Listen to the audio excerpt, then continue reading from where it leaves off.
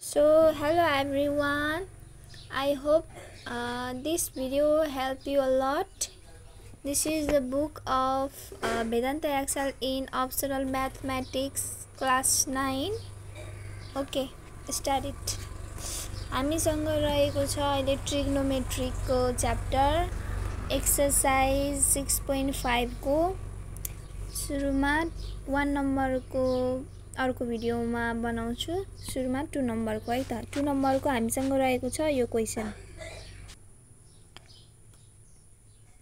tan theta by root under 1 plus tan square theta is equal to sin theta.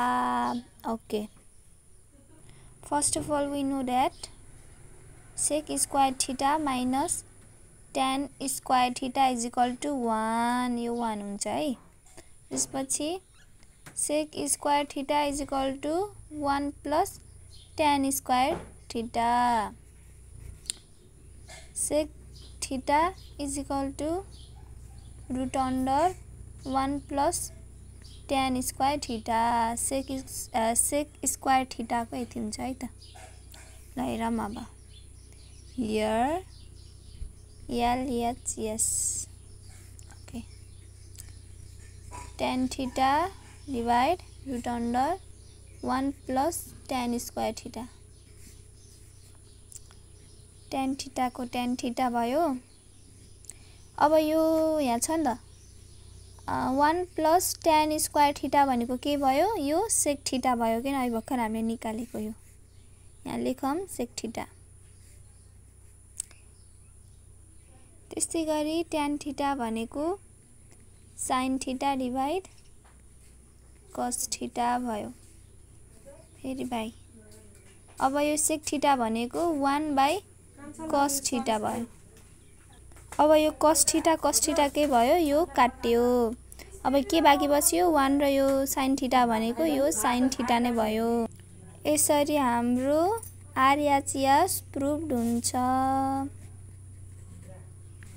हेर्नुस् है त नबुझेको केही छ भने सोध्नु होला है त। अब अर्को रहेको छ क्वेशन नम्बर B।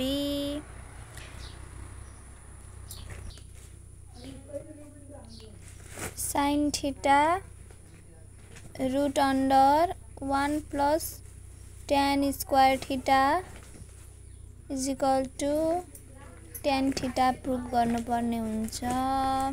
यहाँ LHS के रहेको छ sin theta root under 1 plus tan square theta।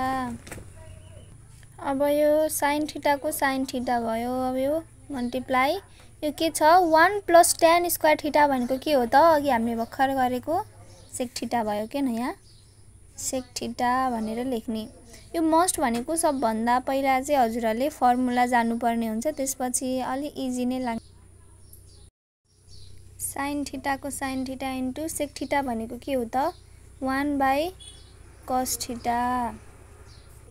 अब यो मल्टिप्लाई गर्दा के हुन्छ? sin theta by cos theta। अब sin theta by cos theta भनेको के भयो?